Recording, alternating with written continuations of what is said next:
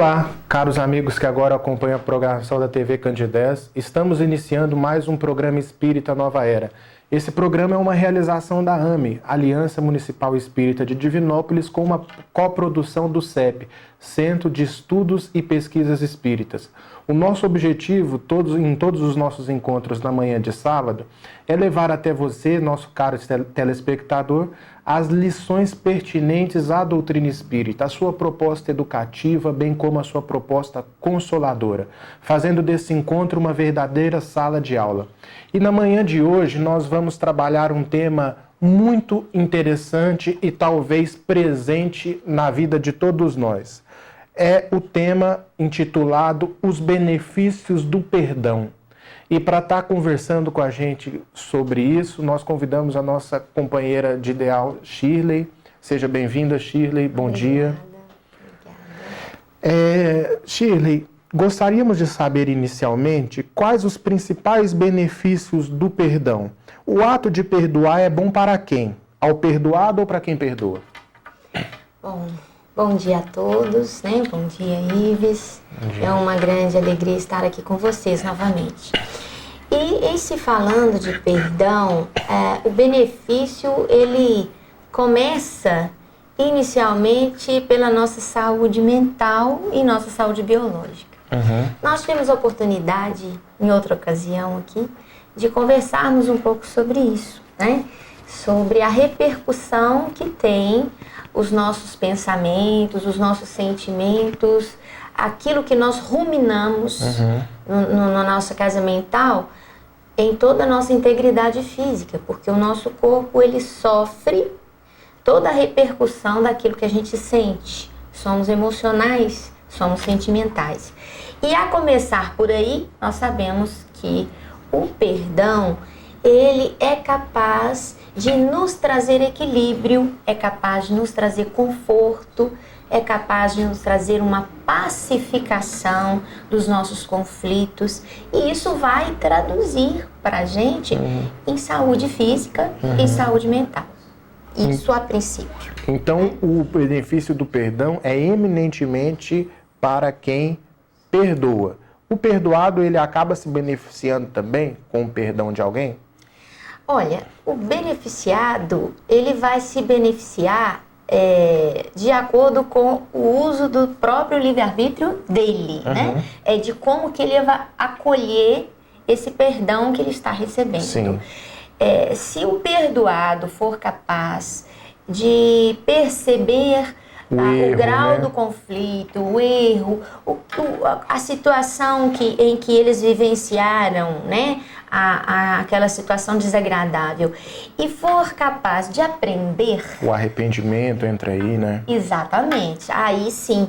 E o benefício do perdão vai chegar até ele, né? Sim. Agora, o benefício do perdão é principalmente para quem perdoa, né?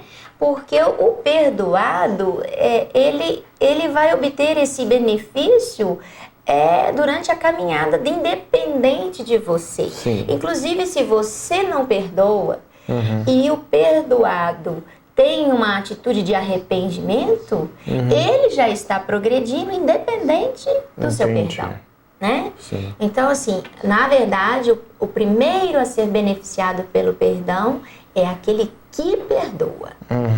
E nesse sentido de perdoar e ter que ser perdoado também, todos nós precisamos, em certa medida, de perdão? Nós, como somos seres em construção, nenhum de nós tem a verdade e a perfeição, né? Então, nós todos cometemos equívocos pela nossa ignorância. Nós estamos em construção. E evidentemente que todo equívoco vai gerar algum grau de sofrimento, né? Algum grau de desencontro, de conflito, e certamente nós estaremos como coautores nisso.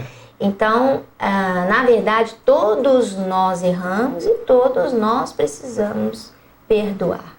E como saber se a gente verdadeiramente perdoou alguém? Porque é muito comum a pessoa virar e falar assim, não, fulano já foi perdoado por mim. Mas esse ato de falar isso é mais por um desencargo de consciência, assim, da pessoa que tenta exorcizar o que ela ainda não conseguiu resolver. E daí ela exercita muito a palavra e diz muito que perdoou, a fim de que ela possa se convencer que aquilo é verdade, mas que no fundo não é. Aí existe aquele perdão dos lábios, que muitas vezes não corresponde ao perdão do coração. Como saber se é um perdão do coração? Olha, Ives, nós falamos aqui há algum tempo sobre a paciência. E nós colocamos que a paciência é uma qualidade que se conquista. É uma conquista. O perdão, ele deriva de uma outra habilidade a ser conquistada, que é a indulgência. Então, muitas vezes, nós estamos ainda no caminho do perdão. E no caminho do perdão tem vários graus de perdão, né? Mas o perdão, que eu diria, o perdão verdadeiro e do coração, que é o perdão máximo, né? É aquele em que você é capaz de ver a criatura que te trouxe algum sofrimento, não desejando nenhum mal a ela, e mais ainda, ser capaz de não se comprazer em qualquer sofrimento que ela esteja passando, que é isso não te dar nenhuma satisfação íntima. Que às vezes você fala que perdoa, mas a pessoa se dá mal, você sente uma alegriazinha. Você às vezes fica satisfeito com o sofrimento do outro, né? Ainda fala assim, para justificar esse pensamento horrível, a gente ainda fala assim, tá vendo? Tá colhendo. Aquilo que plantou. Né? Então, quer dizer, então eu tenho que ser capaz de ver o outro e não desejar o mal, ser capaz de não se comprazer com o sofrimento que ele passa e, por último, ser capaz de ter a intenção e de se movimentar em ajudá-lo naquilo que ele for preciso, quando estiver passando uma dificuldade. Então, aí eu considero que a gente realmente perdoou, né?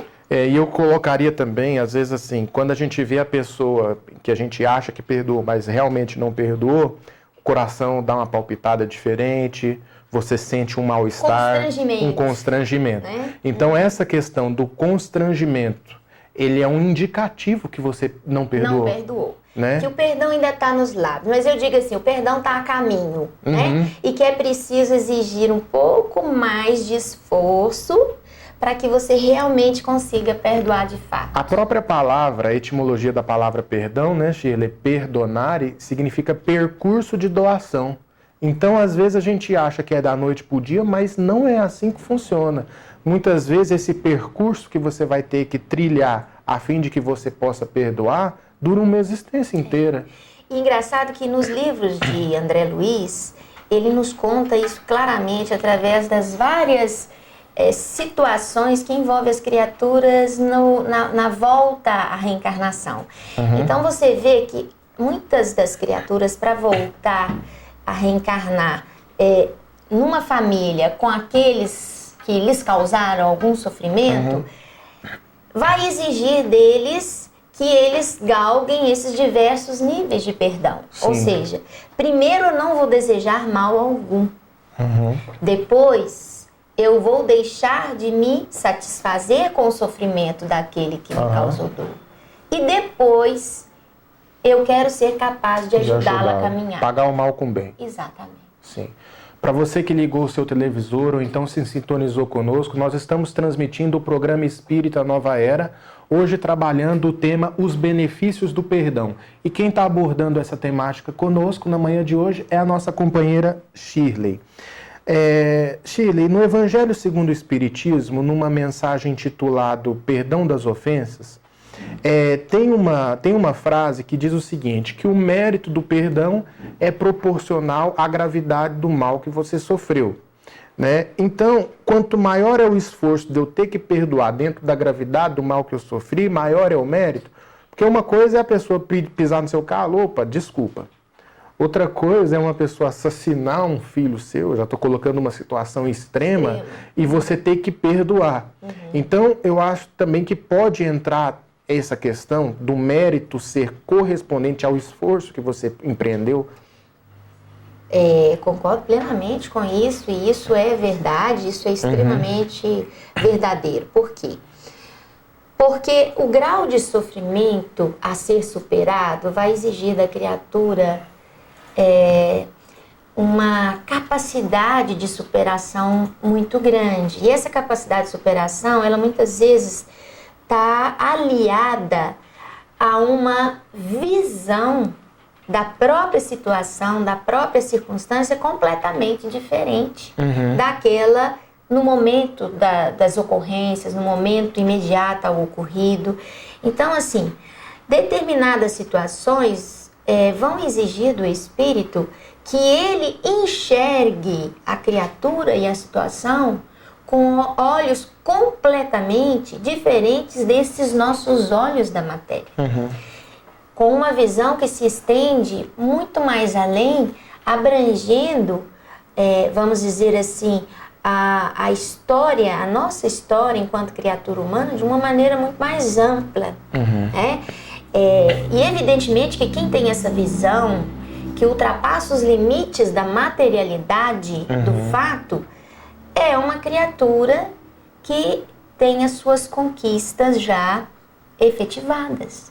Porque realmente, para você ter essa capacidade de perdoar como Jesus nos perdoou, em que ele veio ao mundo, ele curou leprosos, ele devolveu a visão aos cegos, né? Ele orientou os aflitos, ele alimentou aqueles que estavam com fome. E no momento da crucificação, nós não vemos nenhuma dessas criaturas a lhe amparar no sofrimento. Não é? Sim. Então, e quando ele estava lá no Monte Calvário, ele celebra o perdão com aquela frase: Pai, perdoai-os, porque eles não sabem o que fazem. Quer dizer, ele nem tinha o que perdoar, porque ele não, né? Porque assim, para você perdoar, você tem que se ofender. Exatamente. Então, no caso, ele não tinha se ofendido. Isso. Então, quanto maior a elevação do espírito, então seria a maior proteção que ele tem no sentido de não deixar se ofender. Sim. Até o deixar se ofender tem um quezinho de orgulho, de egoísmo, né? Isso é muito importante, porque toda vez que nós necessitamos perdoar alguma coisa, a gente sempre atribui o outro o motivo do sofrimento. A culpa, né, dele. E muitas vezes nós esquecemos da parte que nos cabe no conflito, no acontecido, que houve contribuição nossa, né? Sim. Então, aquela frase que fala, quando um não quer, dois não brigam, é a mais pura verdade, né? Se o problema acontece, certamente houve a nossa contribuição para que aquilo acontecesse. A pessoa te deu um presente ali, você aceitou. Exatamente. E o problema é que a gente vive aceitando os presentinhos que as pessoas nos dão. Quer dizer, chamou para a briga, a gente sempre vai. Por quê? Porque a gente também traz essas imperfeições e muitas vezes, submetidos a uma provocação, a gente não consegue manter uma sintonia de forma a não nos deixar contaminar. O que em grande medida acontece é uma contaminação. Não sei se você concorda. Às vezes a pessoa chega com um comportamento mais ríspido, uma pessoa assim de mais difícil trato, e ali, naquele momento, por mais que você exerça uma resistência para não deixar se contaminar, quanto você menos percebe, você já está contaminando e agindo igual. Principalmente quando a provocação é persistente Sim. e é intensa, né? Muitas vezes a gente, até achamos, sabe, Ives, nós temos às vezes a ideia que para que nós eduquemos o outro, para que o outro entenda que ele não pode agir desta ou daquela forma, a gente deduz que nós temos que responder com as mesmas armas. Para não relaxar o sujeito, né? Para que ele aprenda. Né?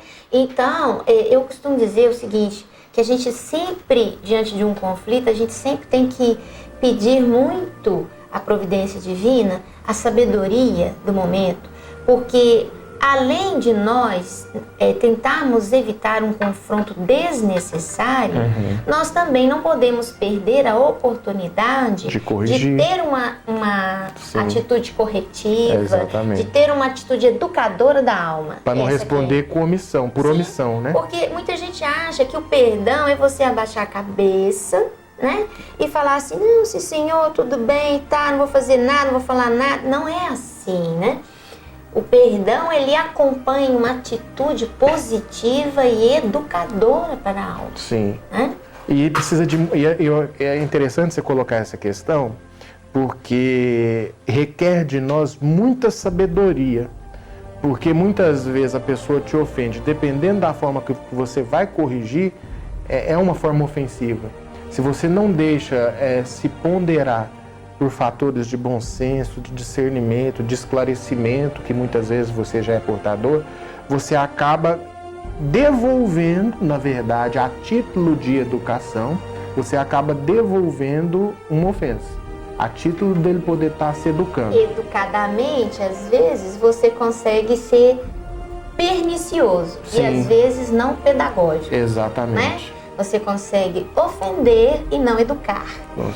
E às vezes com uma certa, vamos dizer, uma roupagem de educação, né? Mas na verdade, dentro daquela educação, você está transferindo para ele o mesmo grau de agressividade que ele te trouxe, né?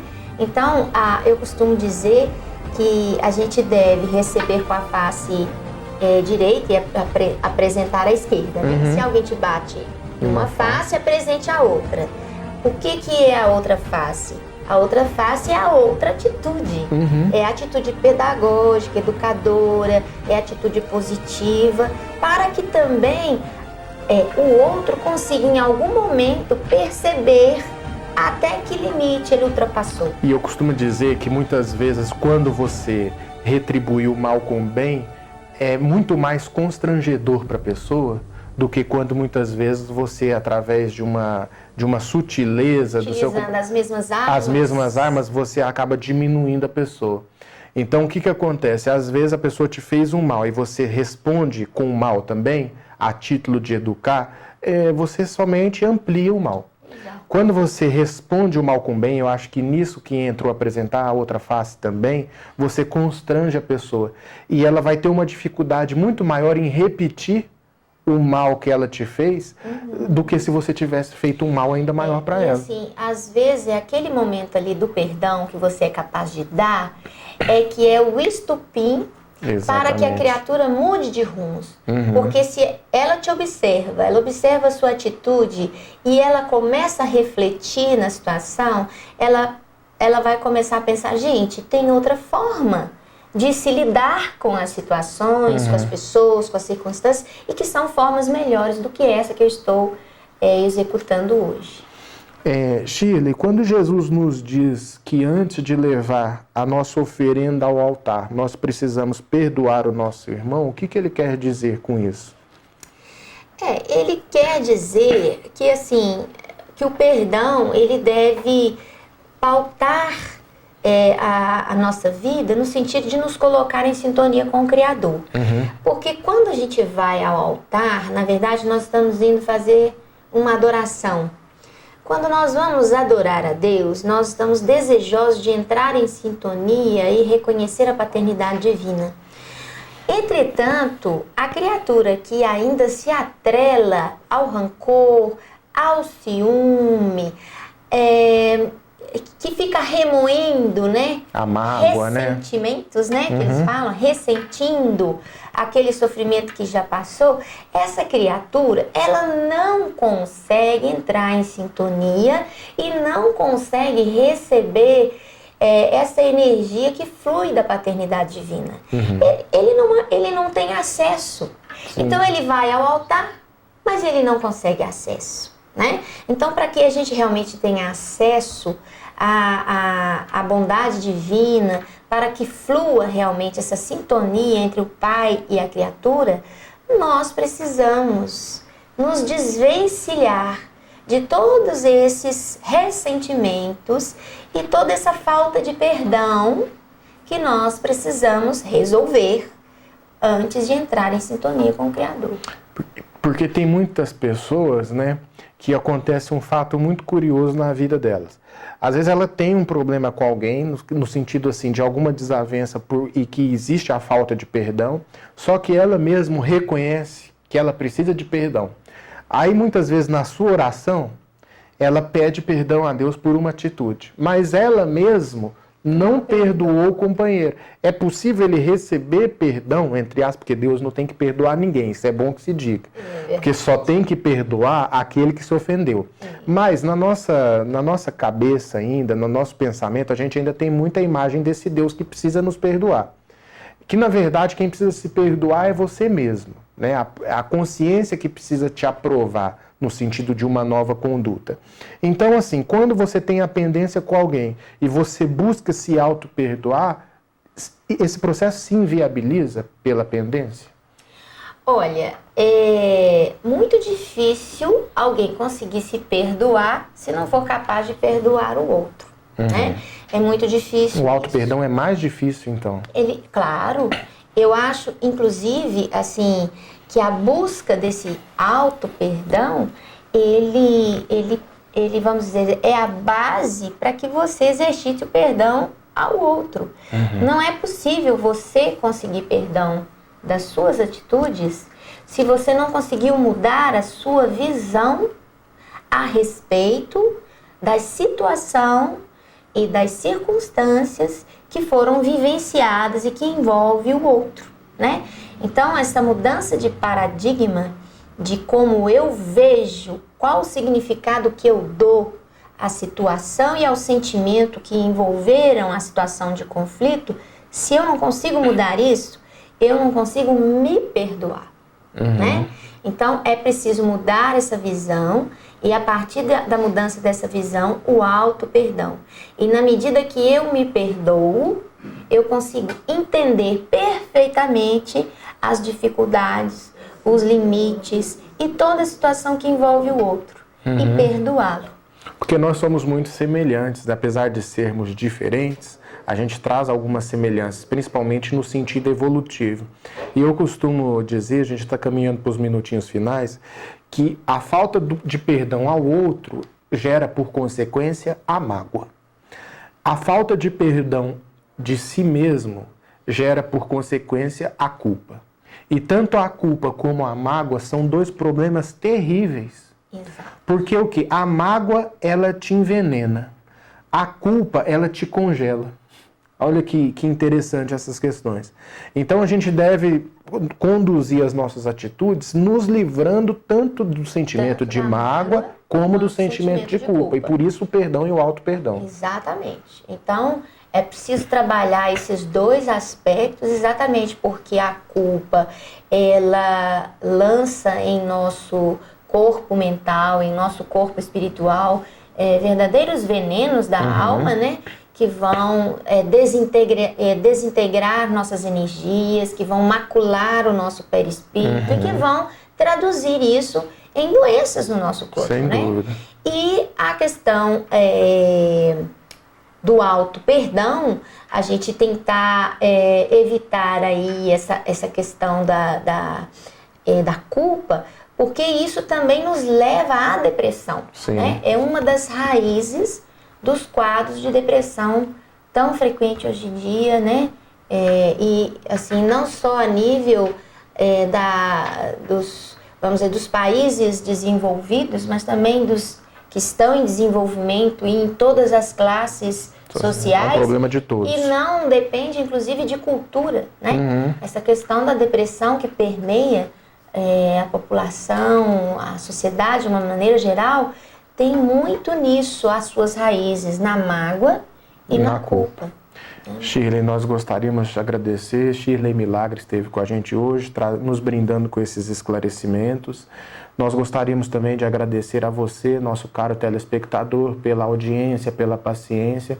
Lembrando que esse programa vai ao ar todos os sábados às 9h30 da manhã, com uma reprise às terças-feiras às 7 horas da manhã. Muita paz e até o nosso próximo encontro.